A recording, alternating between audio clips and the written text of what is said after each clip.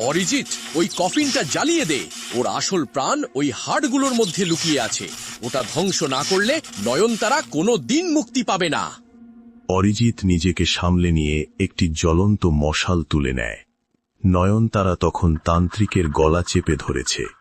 অরিজিৎ কফিনের দিকে এগোলে নয়নতারা এক মুহূর্তের জন্য দুর্বল হয়ে যায়, আবার তার মিষ্টি স্বরে কান্নার ভঙ্গিতে।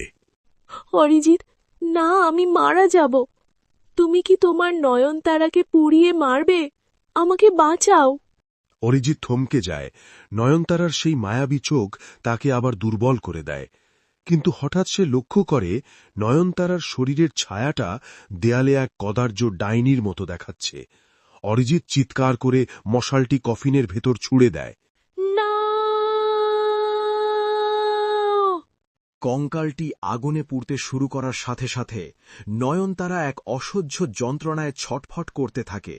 তার মুখমণ্ডল থেকে ডাইনির কালো ধোঁয়া বেরিয়ে আসে এবং হাভেলির ছাদ ধসে পড়তে শুরু করে।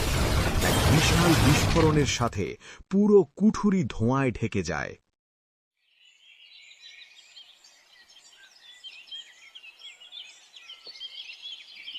সব শেষ বাবা? ও কি এখন নিরাপদ?